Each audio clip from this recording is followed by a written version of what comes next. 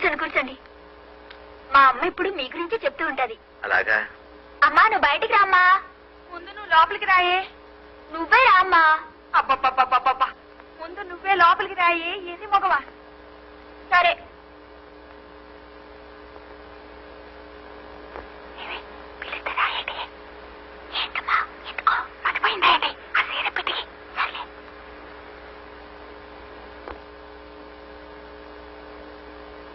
దండాలండి బాబు గారు. బాగున్నారా బాబు? గుర్తున్నాను అన్నమాట. అదేంటి బాబు, మా బతుకుల్ని నిలబెట్టిన భగవంతుణ్ణి ఎలా మర్చిపోతాం? సరే కృష్ణప్ప ఎక్కడా? ఆడిక్కడ ఎందుకుంటాడు బాబు గారు? కళ్ళు పాకల్లో దొల్లుతూ ఉంటాడు. కళ్ళు పాకలోనా? అదేంటి ఇంత ప్రమాదం జరిగిన తర్వాత కూడా తను ఇంకా తాగుడు మానలేదా?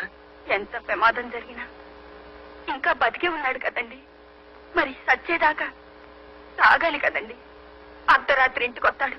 అది లేదు ఇది లేదని ఏదెతుకు తింటాడు బాబు గారు. ఇవ్వకపోతే మా అమ్మ వైపు సీరియసలండి. నన్ను బండ బూతు తింటానండి. కూలో నాలో చేసి నేను 4 డబ్బులు తెస్తానండి. నేను కూడండి మయమోహన్ పడేస్తానండి. నువ్వు ఊరుకోయే. అదేంటి అమ్మాయి లోపలనే మాట్లాడుతుంది? రామ్మా బయటిరా. అది బయటికి రావాలంటే నేను లోపలికి వెళ్ళాలి బాబు గారు. ఉన్నది ఒక్క చీరేనండి. నేను సైతం విశ్వవీణకు తందినై మూర్ఛనలు పోతాను. నేను సైతం భువన కోశకు వెర్రి గొంతు కవిచ్చి మ్రోతాను. నేను సైతం ప్రపంచాక్షపు తెల్లరేకై పల్లవిస్తాను. నేను సైతం బ్రతుకు పాటకు గొంతు కలిపేను. అయ్యి బాబాయ్ పంతులు గారా, ఇదేంటండి బాబాయ్ ఇలాగొచ్చారు? లోకం అంతా తలకిందులైపోద్దండి. ఏంటి చిన్నబాబు గారా? రండి బాబు రండి.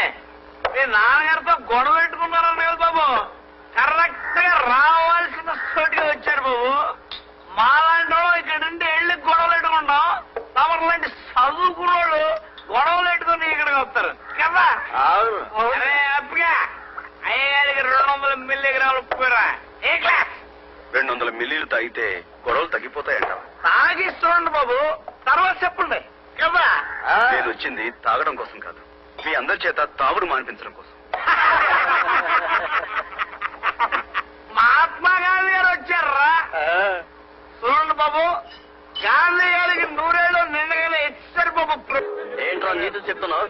ఏమయ్యా నీ వ్యాపారం కోసం ఇంతమంది ఉసురు పోసుకుంటావా? నీకేం న్యాయంగా ఉంటే నువ్వు చెప్తే మేము వ్యాపారం కదయ్యా, నేను చెప్పే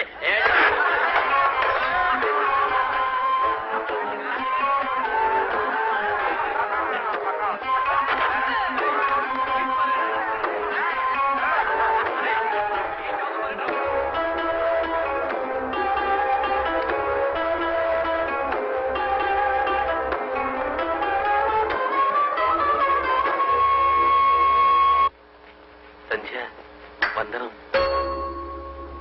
సంధ్య వందనం, సంధ్య వందనం, సంధ్యా వందనం చెయ్యబోతున్నాను.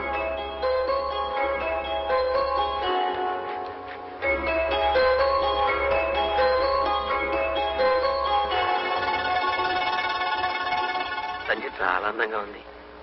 గురుగారు గురుగారు అటు చూడండి గురుగారు, సంధ్య ఎంత అందంగా ఉందో.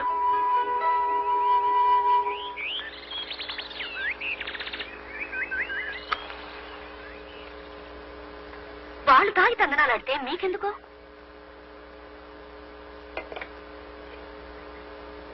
ఎంత కొట్టారు? ఎన్ని దెబ్బలు?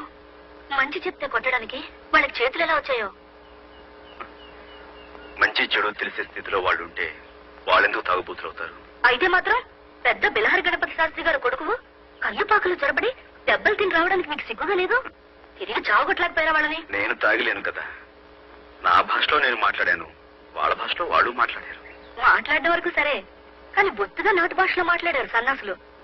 మరెప్పుడు వాళ్ళకి బుద్ధి చెప్పాలనుకోకుండా మీకు మంచి బుద్ధి చెప్పారు వాళ్ళు. వాళ్ళకు బుద్ధి వచ్చేంత వరకు నాకు బుద్ధి రాదుగా. అంటే ఇంకా వాళ్ళ చేత తాగుడు మానిపించగలనని అనుకుంటున్నారా? ప్రయత్నిస్తాను. మళ్ళీ వాళ్ళు మిమ్మల్ని తంటే తనులు తింటాను. మళ్ళీ నా ప్రయత్నం నేను చేస్తాను. మళ్ళీ చేస్తాను. ఈ ఊళ్ళో ఏ మూల ఏ చెడ్డ జరిగినా దానికి ప్రత్యక్షంగానో పరోక్షంగానో కారణం తాగుడేనని తెలుస్తుంది. అలాంటి తాగుడు నేను మానిపిస్తాను. నా ప్రాణాలు పోయినా సరే అదే నా లక్ష్యం, గమ్యం కూడా. మీ గమ్యం తర్వాత, కాపడం ఇప్పుడు.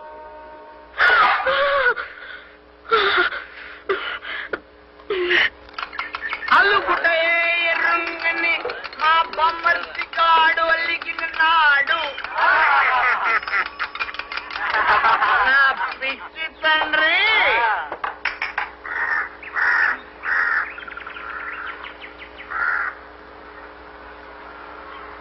ఇచ్చిన దొరువులు సాలేదా? మళ్ళీ వచ్చావు? అవును, మళ్ళీ వచ్చాను. ఇక్కడున్న వీళ్ళెవరూ తాగడానికి వీల్లేదని చెప్పడానికి వచ్చాను. తాగొద్దని చెప్పడానికి నువ్వెవడవయ్యా?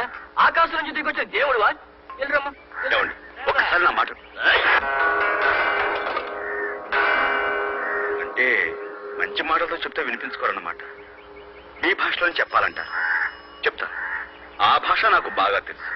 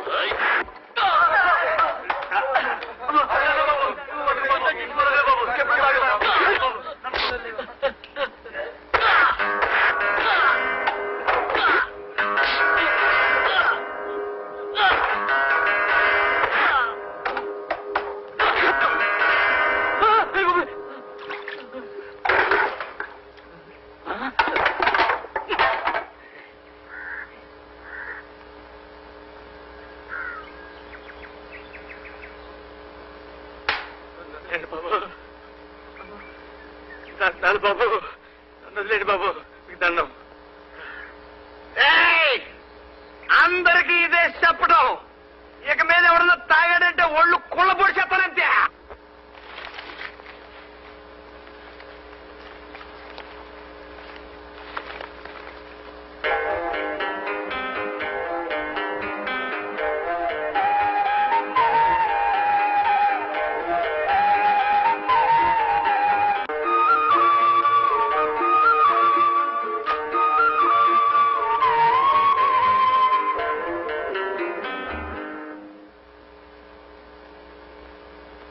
చారుకేశ, సాధన ప్రారంభిద్దామా?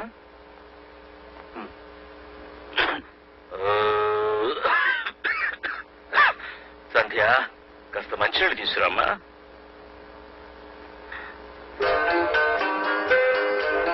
అదేమిటి ఆకు? అదే అదేం లేదు గురుగారు. ఈరోజు త్రిపుర సుందరి వ్రతం కదా, ఇల్లంతా మామిడి తోరణాలు కట్టంగా, అది చూడండి.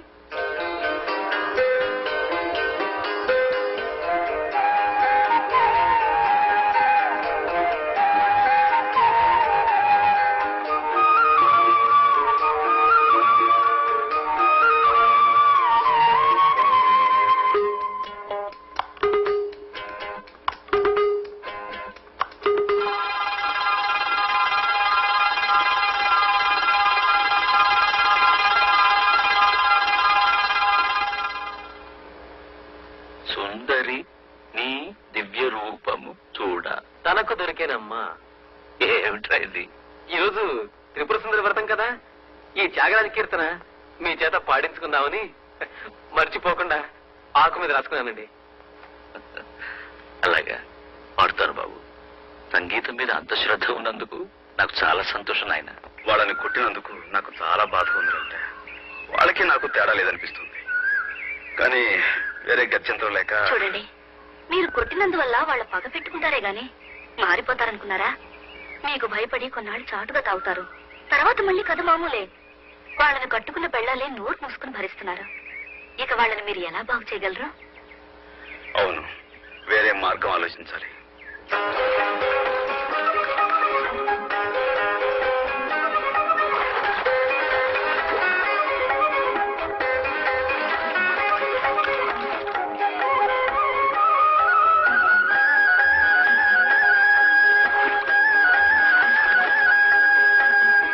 వరద బాధితులు, వరకట్న బాధితులు, కరువు బాధితులు, రాజకీయ బాధితులు, రకరకాల బాధితులున్న మన దేశంలో తాగుబోతు భర్త బాధితులున్నప్పటికీ ఇలా ఒక్కటిగా చేరింది ఎన్నడూ లేదు.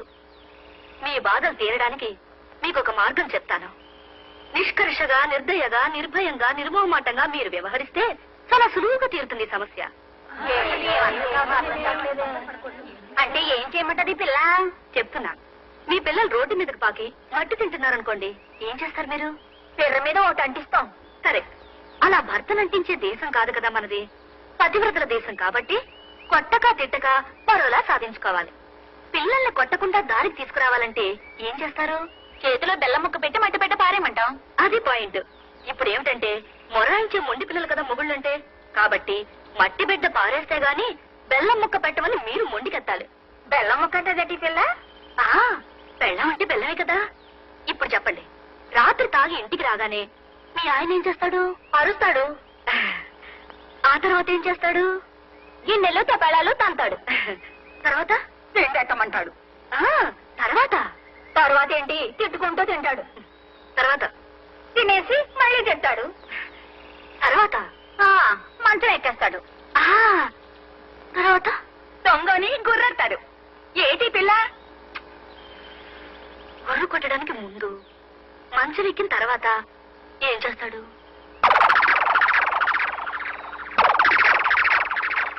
అది ఇక మీద అది వీల్లేదని ఖచ్చితంగా చెప్పేయండి. ఈ రోజు నుండి తాగొస్తే అతని పక్కకు కూడా మీరు వెళ్ళకూడదని ఒట్టు పెట్టుకోండి. ఏ రోజు తాకపోతే ఆ రోజే పక్కకొస్తామని నిక్కచ్చిగా మీ ఆయనతో సవాల్ చేయండి. ఏ కొడతారా? కొన్ని రోజులు దెబ్బలు తినండి. తిడతారా? తిట్టించుకోండి. కానీ పక్కకు మాత్రం రానివ్వకండి. అలా 10 రోజులు పట్టుదలగా ఉండండి. 11వ రోజు తాగకుండా ఇంటికొస్తాడు మీ ఆయన. నా ఇంటికి మట్టుకు రాడు. ఏ గుడిసేదాన్ని కొంపగా పోతాడు. ఎన్నాళ్ళు పోతాడు? ఇల్లు ఇల్లాల్ని వదిలేసి గుడిసెట్టు కొంపలో ఏ మొగుడు ఉండిపోడు. ఇంతకన్నా మగవాడి మీద మరో బ్రహ్మాస్త్రం ఏదీ లేదు. ఒప్పుకుంటారా లేదా? ఒప్పుకున్న వాళ్ళంతా ఈ పక్కకు రండి. 1 2 3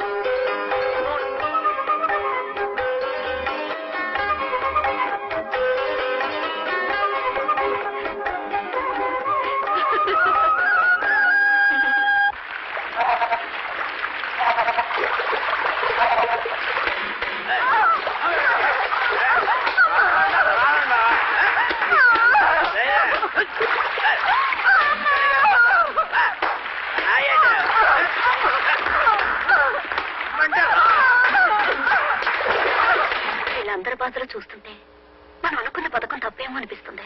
మొత్తానికి ఏమైతే నీవు లలిత, ఊళ్ళో అంతమంది చేత ఒప్పించావు. ఈ ఆడవాళ్ళంతా అదే పట్టుదలతో ఉంటే మనం సగం గెలిచినట్లే. ఆగండి, మన వాళ్లలో మహాపతివ్రతలు కొంతమంది ఉన్నారు కదా, అదే సమస్య. మానేశాను మానేశాను మానేశాను మానేశాను మానేశాను. కళ్ళు కుండ్లా నిండుగా నువ్వు నా ఎదురుగా ఉండగా నాకు ఎందుకే కళ్ళు?